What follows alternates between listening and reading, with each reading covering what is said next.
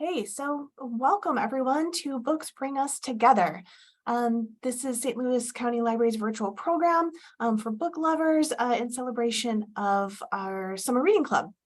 So Summer Reading Club is going on right now, and it isn't just for kids. So if you haven't signed up yet, you can stop in your local branch or download the Beanstack app and sign up. You get a free book just for registering, and then there's some other great prizes that you can earn.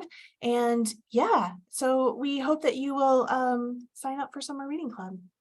So the Summer Reading Club theme is all together now, and so that is sort of like our theme for tonight's program, Books Bring Us Together. We're going to talk about some books that would be great book club picks, or great to like share with your friends or read together as a family, like that sort of thing. So let's go ahead and get started. I'm going to do a little bit of housekeeping before we get into the picks. So just so you know, tonight's program is in a webinar format, which means your camera and microphone are not active, so no one can see or hear you. If you are having trouble seeing or hearing us, we usually suggest that you exit the webinar, move a little bit closer to your router and rejoin, and that usually does help a little bit. You are able to answer us questions via the chat. We do have the chat set only to go to the presenters, so no one else will see your questions. So feel free to ask whatever you like. We will handle questions at the end of the presentation though. So we'll have a Q&A at the end, but you can answer or put questions into the chat as you think of them if you like. That chat does look like a little speech bubble with the word chat under it. So that's how you activate it. So tonight's presenters are myself. I'm Sarah. I'm an adult services librarian for Readers Advisory, which is like matchmaking between books and readers. I'm joined by Harry, who also works in adult services Readers Advisory, and Trista from the Merrimack Valley branch. So we are really excited to share all of our picks with you. Those books are available either in print or in e-media. And I did send out a handout. If you registered before, say, like 12:30 or 1 today, you may have gotten an email from me with a handout attached to it. That handout does have clickable links on the covers in the PDF. If you didn't get it, no worries. I am going to send a follow-up email. We are recording this presentation. It will be posted to our YouTube channel within a couple of days.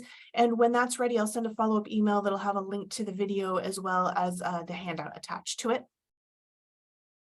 So I'm just going to go ahead and get us started. I'll be the first one to share my picks today. So my first pick is The Banned Bookshop of Maggie Banks by Shauna Robinson.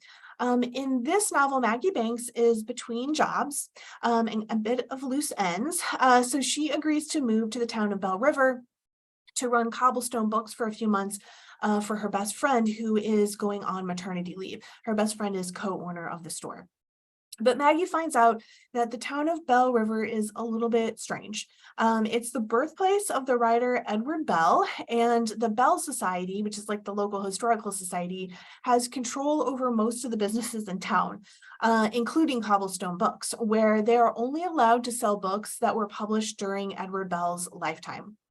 So Maggie starts surreptitiously selling more modern books, as well as running secret book events in an attempt to shore up the store's weak sales. There's also the added wrinkle that she may be falling for the Bell Society's rule enforcer, a straight-laced but handsome and kind Malcolm. And all of these secrets start catching up with her. And uncovering Edward Bell's possible big secret may be the only way that she can save the store, the town, and her job. So this is a great one for lovers of books about books. Small town fiction, light romance, heartwarming, upbeat African-American fiction. There's also plenty to discuss about what constitutes like a classic book and what it means to be a reader. Lots of cozy vibes and big feels and food for thought in this pick, so definitely check this one out. Okay, so my next pick is How Do You Live by Genzaburo Yoshino. This book is technically a children's book, so you'll find it in our children's section, but it's a bit hard to categorize. So the author, Neil Gaiman, wrote a foreword to this book, and in it he says that it is either, quote, a book-length essay about how we live our lives, interrupted by the story of a pre-war schoolboy in Japan dealing with friendship and bullying, or a story about growing up, bravery, cowardice, social class, and finding out who you are, interrupted by essays about scientific thought and personal ethics, end quote. So yeah, it centers on Junichi Honda, who's nicknamed Copper after Copernicus, and you find out about that in a story that's related at the beginning of the book. His family was quite wealthy in his early childhood, but after the death of his father, he and his mother have to move to a more modest suburb, kind of near her younger brother. And Copper becomes quite close to his uncle, and the format of the book alternates between like the story of Copper making friends and dealing with bullies and that sort of thing, and with his uncle's journal reflections on what he hopes Copper has learned from each of these incidents. And they're written in the form of letters to Copper in the hope that he'll like one day read them when he's older. So this book was originally written in Japan in 1937, and it has like themes around social class and power and the pressure to conform that resonated during the rise of fascism there. But they're still quite relevant today and to any tween or teen who's trying to figure out who they are and what kind of adult that they want to become. So this book was recently translated into English for the first time in anticipation of a new animated film version that's going to be directed by the beloved Hayao Miyazaki of My Neighbor Totoro and Spirited Away fame, and it is being promoted as his last film. So I can see why he'd want to end like his career on a work that emphasizes what it means to be a good person and to live like a fulfilling and ethical life, to kind of like sum up his career. So like many Japanese works, this book does have a rather slow and reflective pace, but it will inspire both nostalgia and deep ethical reflection in many readers. It would be a good book discussion pick, even for adults, but it would be an especially great one to read for like parents and children to read together. Okay, so my next pick is The GUNCLE by Stephen Rowley. In this book, Patrick is a former TV star quietly like living in Palm Springs, but his life is upended when he finds out that his best friend and sister-in-law Sarah has passed away after a long illness. His brother Greg has developed an addiction to painkillers and has checked himself into rehab, and he wants Patrick to take the kids for the summer. So Patrick's niece Maisie is 9 and his nephew Grant is 6, and they call him GUP or GUP, which stands for Gay Uncle Patrick, or their GUNCLE, which is like a portmanteau or whatever of gay uncle, hence the name of the book.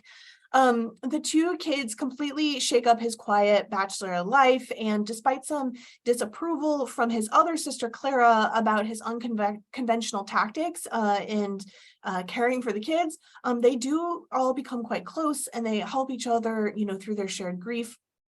As the end of the summer looms and some possible hints of a revival in his career arise, Patrick has to decide, what kind of life he wants to live moving forward. There are a lot of like zany antics in this book, but they're balanced with really poignant moments about, how connection is really important in helping us move through our grief. And Library Journal says that it has, quote, comic dialogue that would make Neil Simon jealous, end quote, which I would agree with. And given its location and tone, it would really make a great summer vacation read or a good summer book group pick. And actually, it does come in a book discussion kit, which I'll talk a little bit more about later in the program.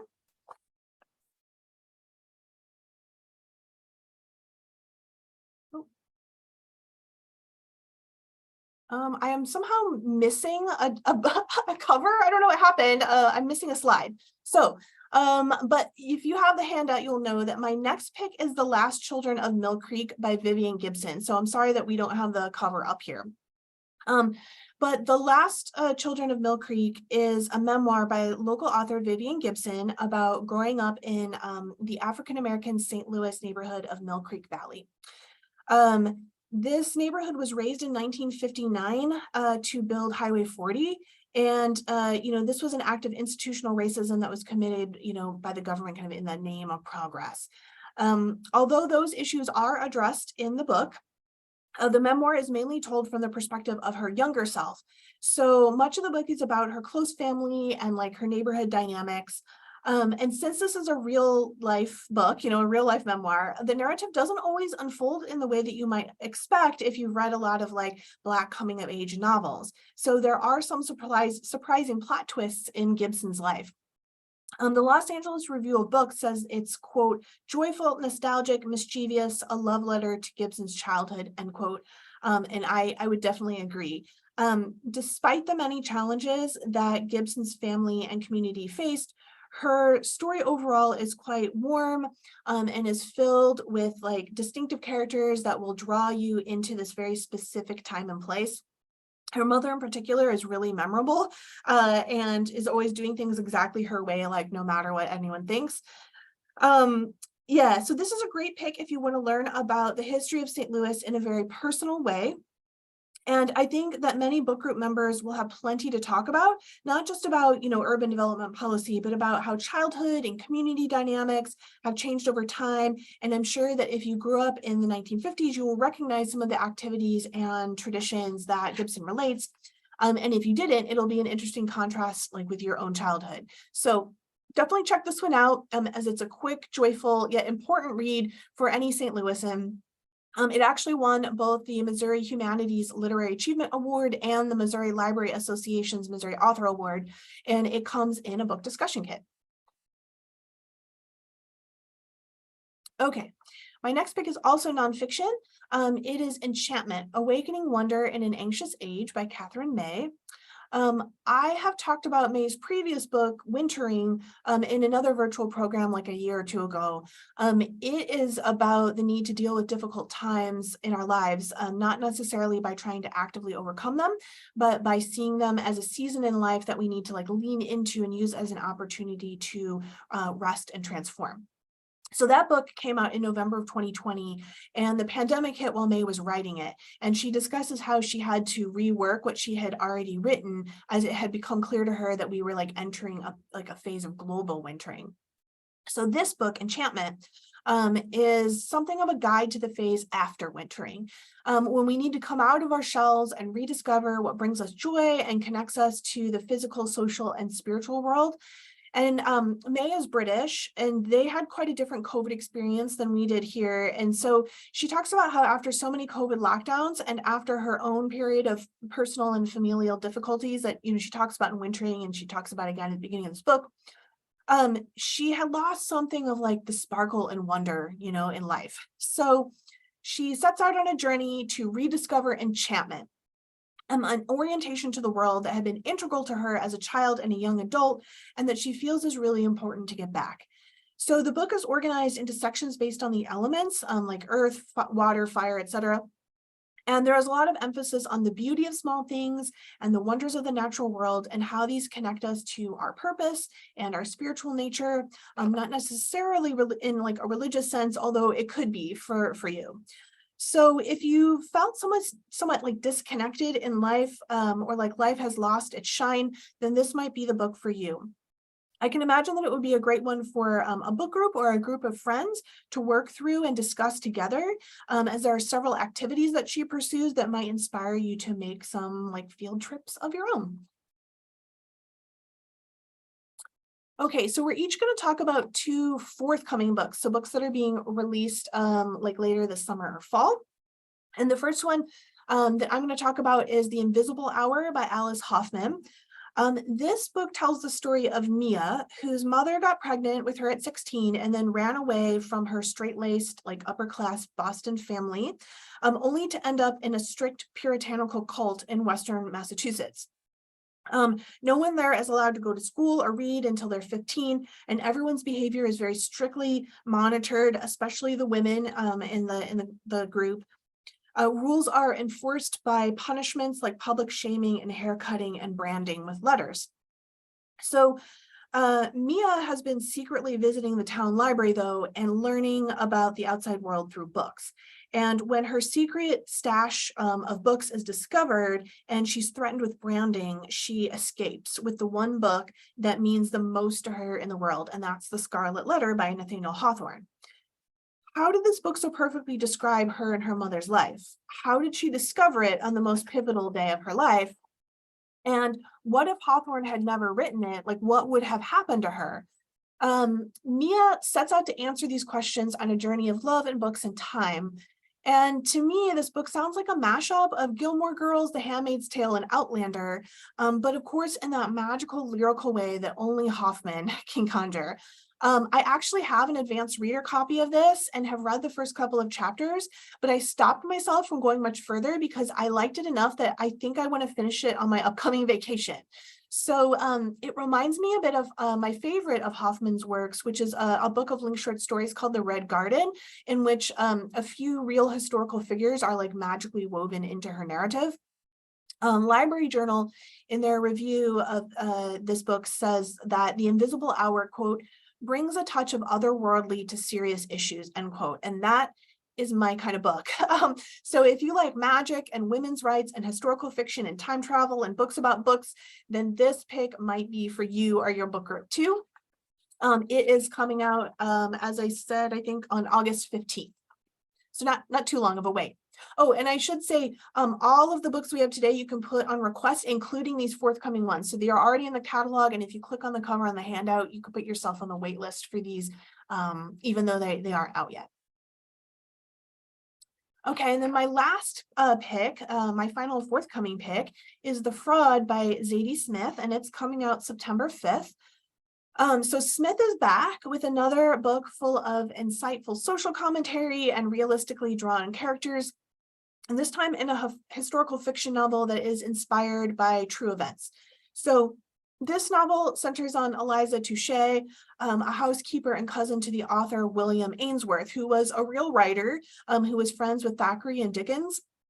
Though he was somewhat popular in his time, Eliza, who acts as like kind of a beta reader for him, like reads his books before he publishes them, she thinks his novels are dreadful. And of course, in real life, they have not become the classics that Thackeray's and Dickens's novels, are. Ainsworth has an illicit relationship with and then marries his maid Sarah.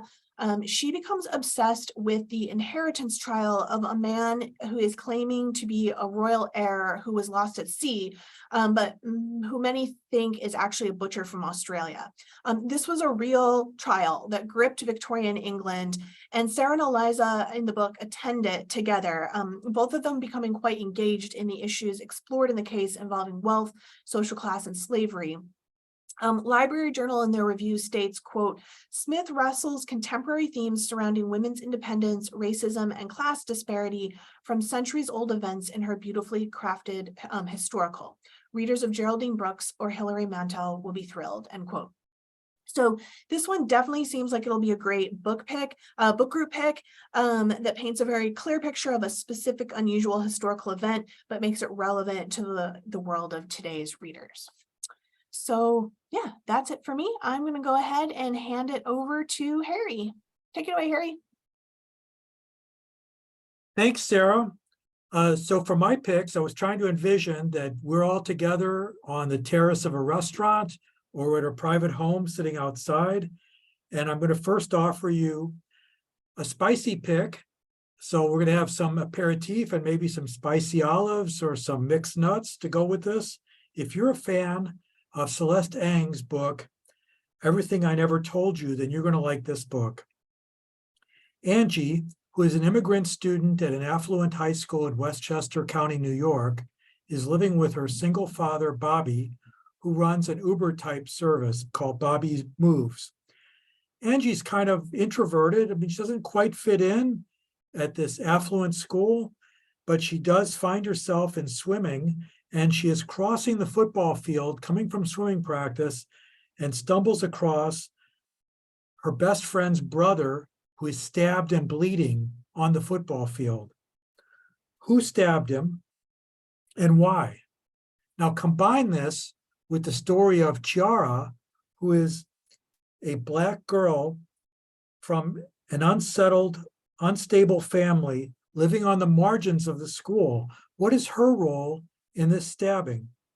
We have alternating points of view in this book, diverse characters, an immigrant family trying to get along, a father-daughter relationship, and issues about race and privilege.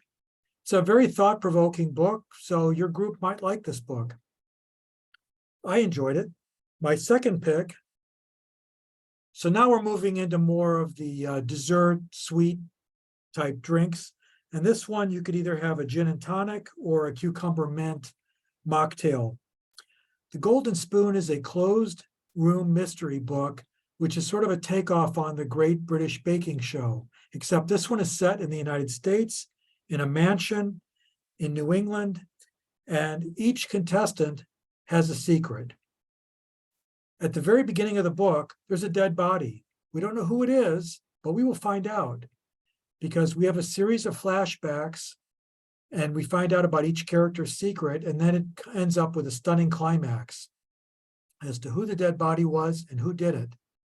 What I liked about this book is not only is it fast and entertaining, but it also has sort of a jab. If you're familiar with Joanne Fluke's Cozy Mysteries, which are set in a Minnesota bakery in a small town, there is a character in this book who is like the character in Joanne Fluke's Cozy Mysteries, except this woman has a secret. So this book isn't dark, it's funny, it's entertaining, but if you want a combination of a cozy mystery and a thriller, then this one is for you.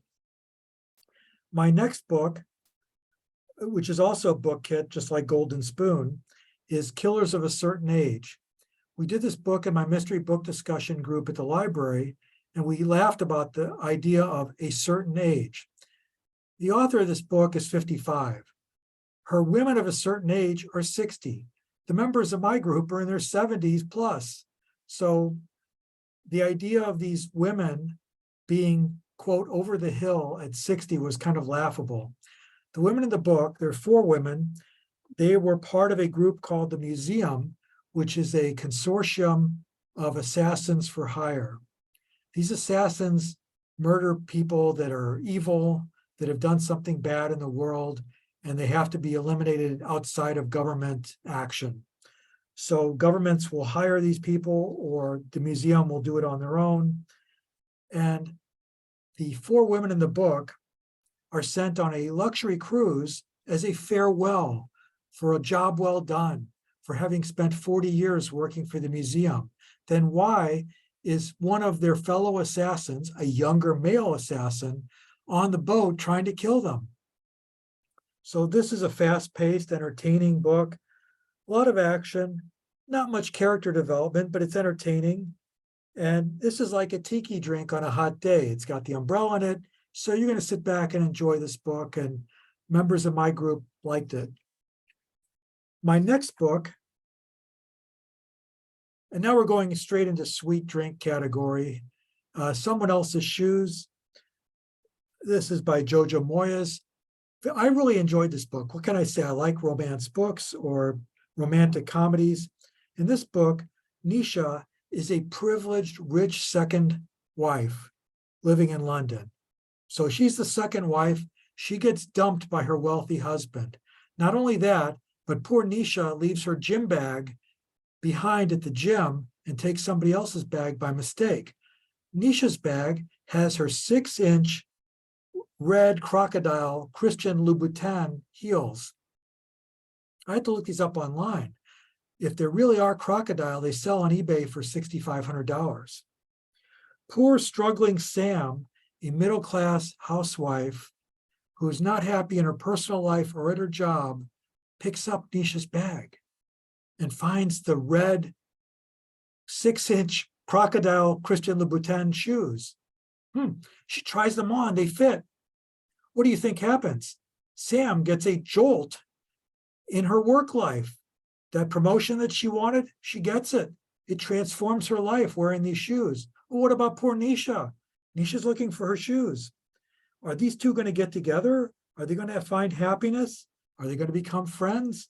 There are themes of love, betrayal, family, and hope in this book. I found it thoroughly entertaining. Lots of trademark humor from Jojo Moyes. And like I said, a great read. My next book is Georgie All Along, and now we're deep into romance territory. You liked A Man Called Uva, for example. You're going to like this book.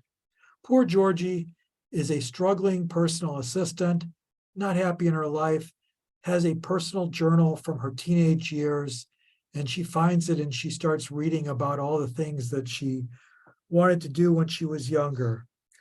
And she's revisiting that.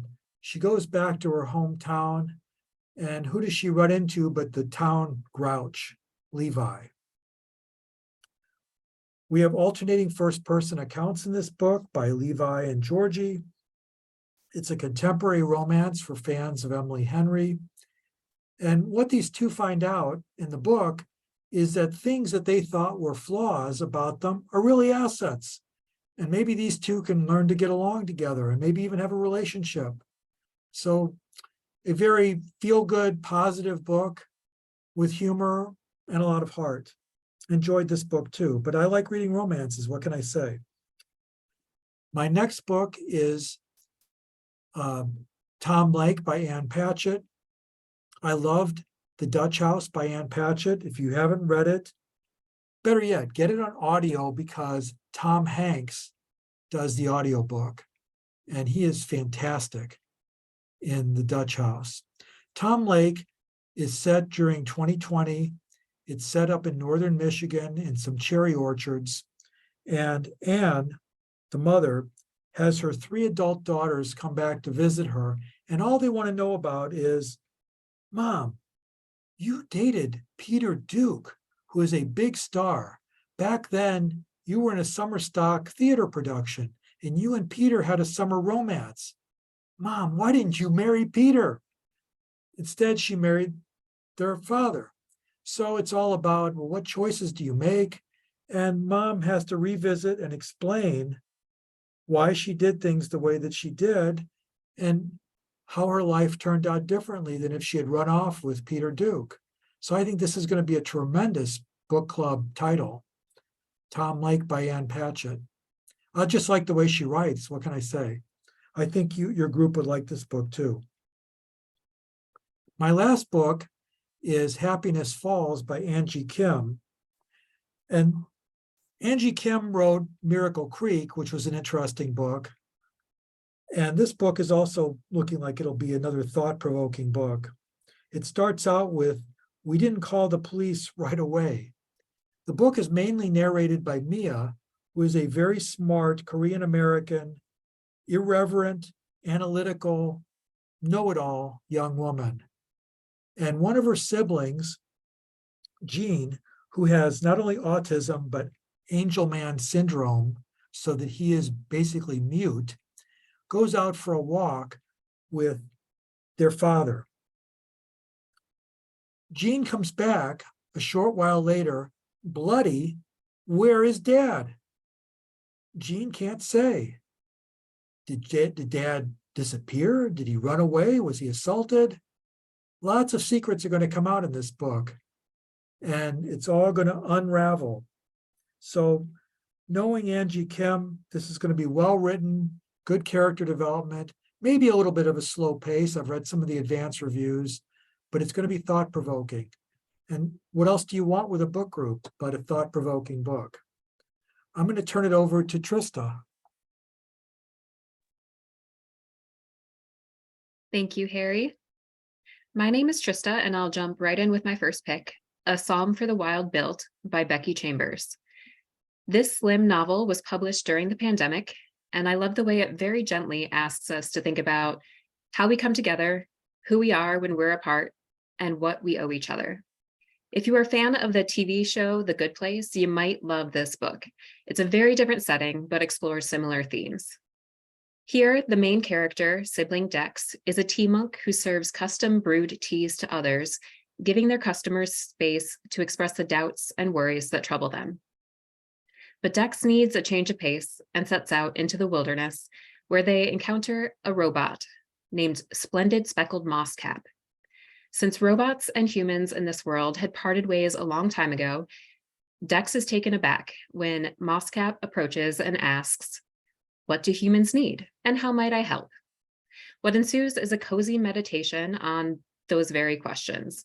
What sustains and enriches our humanity, and how can we come together to help each other live full and meaningful lives? It's a lovely, gentle read with fewer than 200 pages, but if you want more monk and robot adventures, it has a great sequel called A Prayer for the Crown Shy.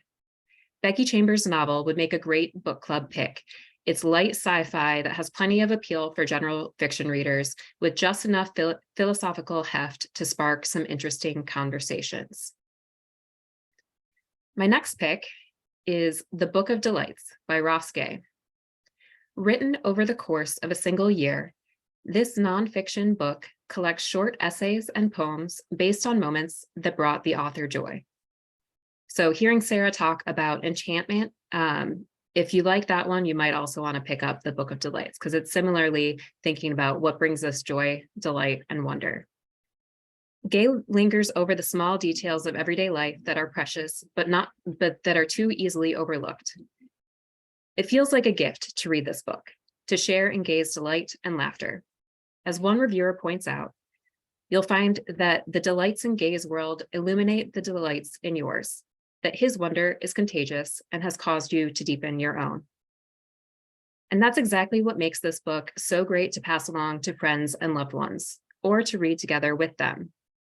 In a world full of challenges and hardships, Gay reminds us that we can choose beauty, kindness, gentleness, and joy. Just to give you a small taste of his poetic writing, here is Gay's description of a flower he finds growing along the sidewalk. It was mostly a red I don't think I actually have words for, a red I've maybe only ever seen in this flower, growing out of the crack between the curb and the asphalt street at the terminus of Belton Way. The gold is like a corona around the petals, and there are flecks throughout. The way people will have freckles in their eyes or glints of lightning in their pupils. I just love the power of observation in this quote and the language that Gay uses to describe the small little flower. Plus, I was very excited to learn that Ross Gay will publish a follow-up book titled The Book of More Delights this September. My third pick is Beowulf, written by Zach Weinersmith and illustrated by Boule. So like Sarah, I was also trying to think of books that are good for intergenerational reading. So where she went with more thoughtful pick with how do you live and the sort of questions of how to be a person, I went in a slightly different direction.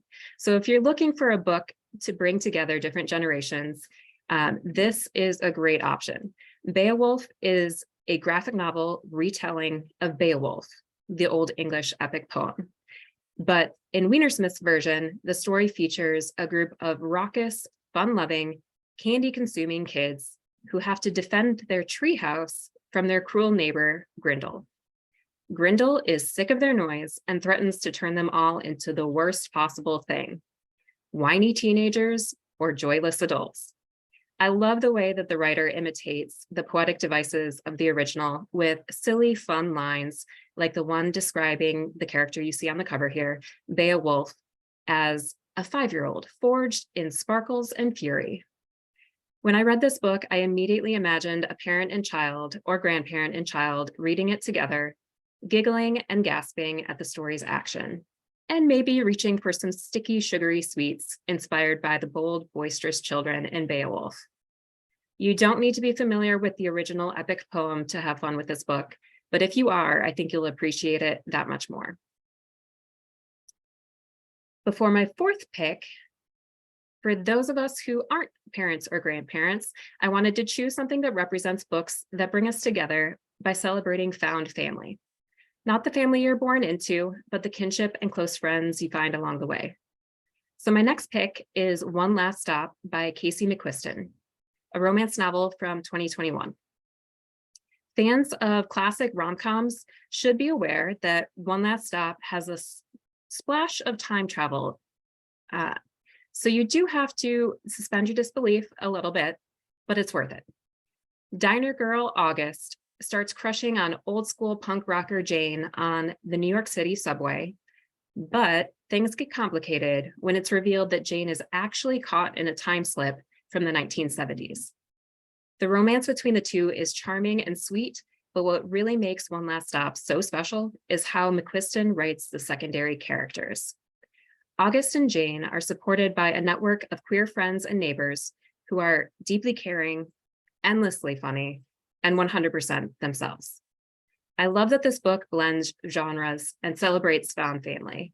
It makes it a fabulous shared reading experience for fans of romance and fantasy. Next up, my 5th book pick is a book that I can't stop thinking and talking about years after reading it. Braiding Sweetgrass by Robin Wall Kimmerer. This collection of essays asks us to come together as humans to cultivate better relationships with nature, with the food we eat and the environments we live in. Whether we recognize it or not, we live in a reciprocal relationship, not only with humans, but with the rest of the living world. And in each essay in this book, Kimmerer draws on her knowledge as a Potawatomi and as a scientist to show us that truth. Although her message is urgent, Kimmerer's voice is generous and gentle. Braiding Sweetgrass is beautifully written, combining Indigenous storytelling, memoir, poetry, botany, and nature writing. As I think about books that bring us together, I think also of her image of the plants that grow together: corns, beans, and squash, the 3 sisters of Indigenous agriculture. Kimmerer writes that the collaboration of these 3 crops can teach us that, quote, individuality is cherished and nurtured because in order for the whole to flourish, each of us has to be strong in who we are and carry our gifts with conviction, so they can be shared with others. Being among the sisters provides a visible manifestation of what a community can become when its members understand and share their gifts. In reciprocity, we fill our spirits as well as our bellies. I love that image, and I think that sense of community and reciprocity is exactly why books bring us together too. So that's the last of my recommendations that are currently available in print and online, but I also have 2 more books to tell you about that haven't been published yet. First, I am eagerly awaiting the publication of Family Lore by Elizabeth Acevedo, which will be available August 1st. Acevedo is well known among YA readers for her best-selling and award-winning books such as The Poet X, but Family Lore will be her first novel written specifically for adults. The story centers on the women of one Dominican-American family who discover secrets that bind them together. The book is described as a novel of sisterhood, inheritance, and diaspora, and if it's anything like Acevedo's other books, it should be a great option for book discussion groups.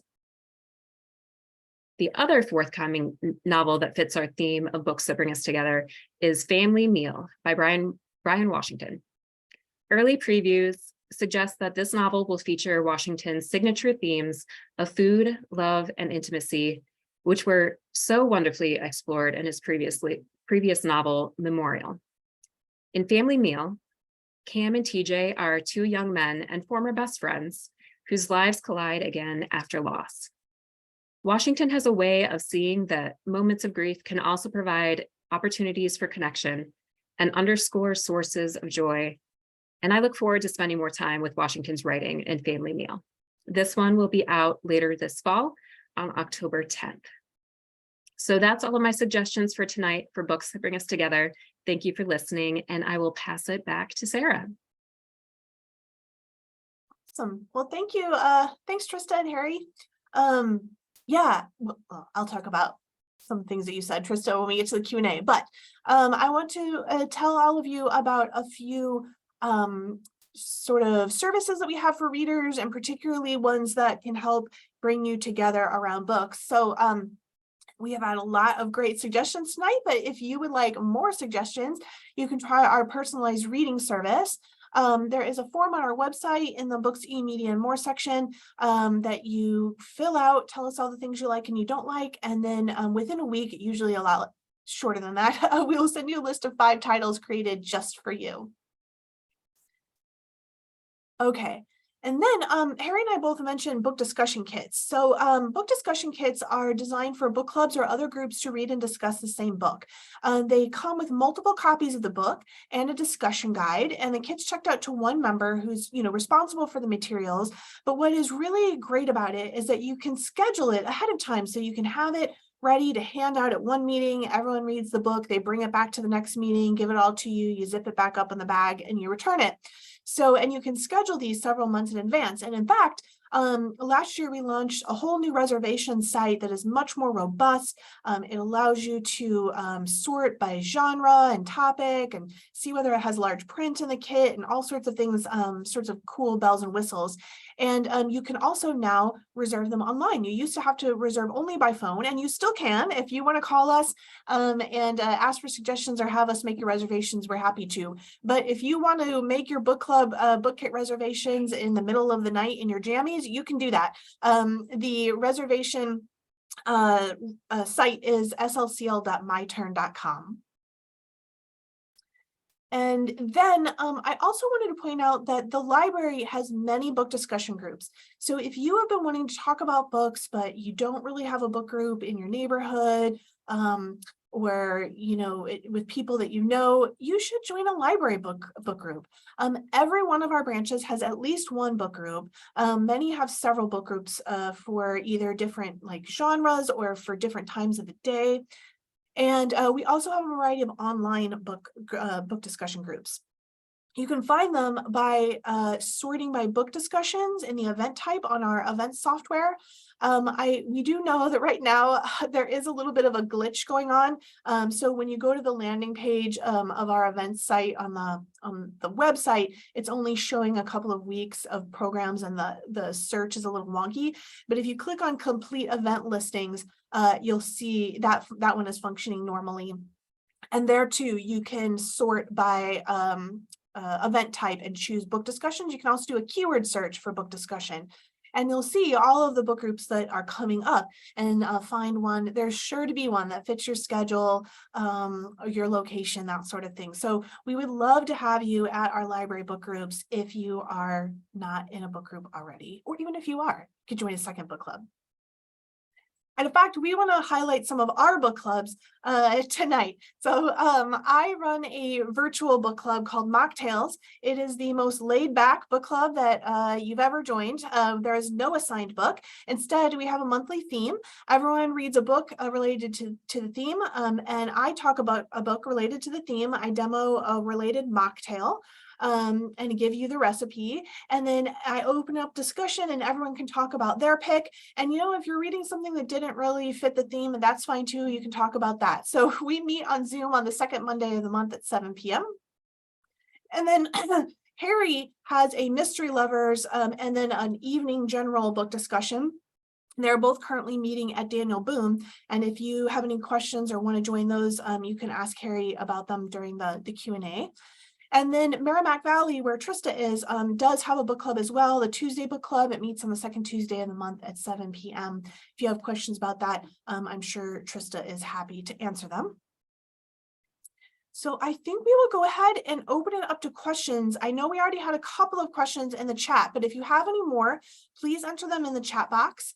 I'm going to go ahead and stop sharing my slides. And if Harry and Trista, if you want to turn your cameras and microphones back on, we can open it back up for some questions. Listen, yeah, gallery mode. Okay. So let's see.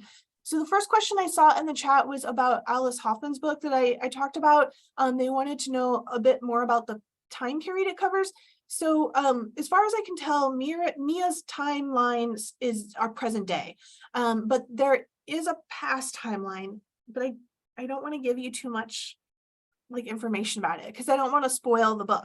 But yes, it mainly starts in present day, but it relates to something in the past, and you'll figure, well, you might have already figured it out by hearing my blur, but I don't want to give too much more information. So it has a time slip, time travel sort of aspect to it. So, and then another question we got was to Harry. Could you say again the name of the author that you mentioned where there was a book set up in a Minnesota bakery? Joanne Fluke writes the Hannah Swenson cozy mysteries, which are good, but they're strictly cozy mysteries. Yes, and as I said, Golden Spoon, I think that author kind of poked fun at Hannah Swenson with one of her characters. Nice. I am going to put the name of the slide that I was missing. Like I said, Vivian Gibson's book is on the handout, but the slide got deleted somehow. So I'm going to put the name of that in the chat so that you can have that. That one is the Last Children of Mill Creek.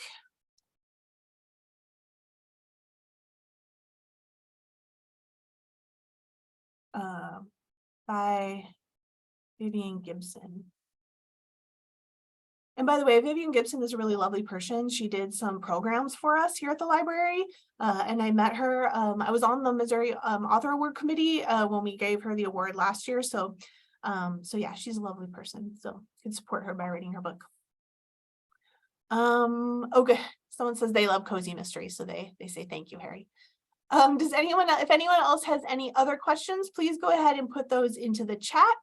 I'm going to, do either of you want to say anything about the book groups that I talked about? Any info you want to give them about those groups? Yeah, so for the Merrimack Valley group that meets on the second Tuesday of the month, that is a group that reads kind of general fiction, but it's been skewing a little bit more towards historical fiction lately. So their read for August is going to be The Island of Sea Women by Lisa C., who I believe has a new novel out as well. But The Island of Sea Women is a great historical novel set in Korea. And it's about this community where the women kind of go out and do the work. They're the ones who are going out and doing the diving. That's why they're the Sea Women. And I think that'll be a great conversation, and that'll be on August 8th if anybody's interested. Yeah, Harry, do you know what you're up to? Yeah, my next meeting tomorrow, the mystery group is doing The Cage by Bonnie Kistler. Two women ride down in an elevator together. The power goes out. One of them, there's a shot, and one of them is dead. Was it a murder? Was it a suicide or something else? So that's tomorrow. And then next month, my evening group is doing The Soviet Sisters. Two women in the Soviet Union. One is a loyal communist, the other one is not. Some drama there set during the Cold War. That's by Annika Scott. Nice. Yeah, my mocktails group, we just met earlier this week for July, because we meet on the second Monday of the month, and the theme this past month was vacation reads, and it was really fun because like one of my members was on vacation and joined, via Zoom. So that's like the joy of having a virtual book group. But next month, we are the theme is cats, dogs, and other pets in celebration of International Cat Day and National Dog Day. So hopefully we'll get lots of good books about pets. I haven't decided on the mocktail yet. This month's mocktail that I just did a couple of days ago was a virgin pina colada. And I do have a VIP email list for my mocktails group. So if you want to have the mocktail ahead of time, you can join my VIP email list. I send out the recipe a week ahead of time so you can like drink it actually at the meeting. But I do send out the recipe after the meeting too. So it's like I said, it's like a pretty laid back book group. So if you want a book group, but you don't like want to read like an assigned book every month, you should join my book group. Let's see, any other questions? Let's see. Oh, people asked if there are any book kits for any of Trista's picks. I don't think so. Right? One Last Stop is maybe. Oh, yes. One Last Stop. Yeah, One Last Stop is a book discussion kit. And I don't recall, is Braiding Sweetgrass? It's not. Okay. You should put that on the next list of kits to consider. One Last Stop, though. That one I'm pretty confident is. Yeah, and I will say this too, because you mentioned the Book of Delights, which I have read, and I would say that Enchantment and the Book of Delights, they're a little bit different in tone because Enchantment is a little bit dreamier. Like Catherine May is a bit more like thoughtful and dreamy, and Ross Gay is very joyful. He's like a sunflower.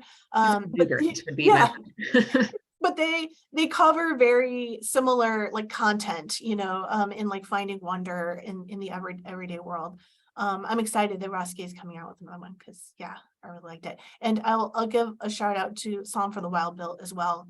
I'm really into, well, I read sci-fi and fantasy a lot myself, and I've been very excited about the explosion of the cozy fantasy subgenre, but there isn't a lot of cozy sci-fi, but the Monk and Robot books, like with Psalm for the Wild Built, they're definitely cozy sci-fi. Yeah, for sure. And I feel like I should give another shout out to Becky Chambers, because she also writes really great found family in some of her other books too.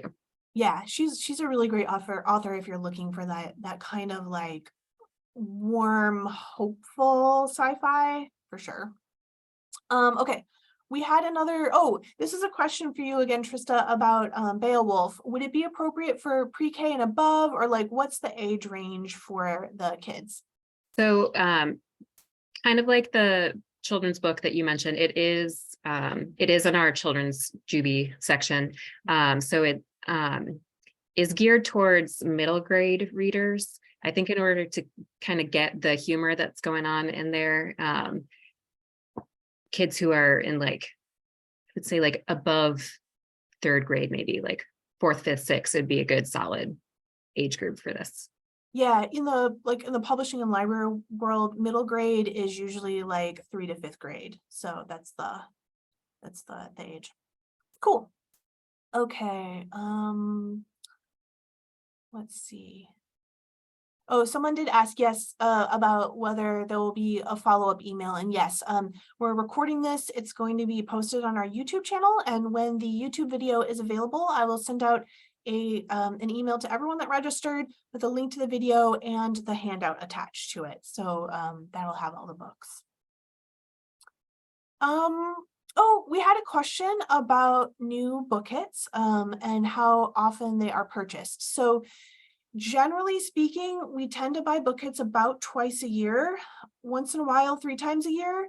And there's like a process that we go through where we, like Harry and I gather a bunch of suggestions from book group leaders here at the library, patrons that we talk to, different professional sources that we look at. And then we create a survey that we give out to our library book group leaders to have them give us feedback on whether they think these would be good titles.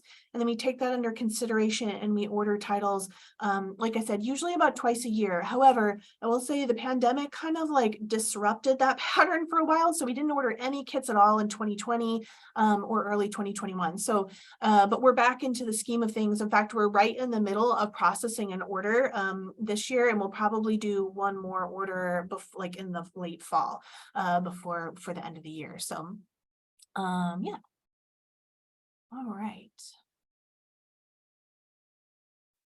Well, any other questions?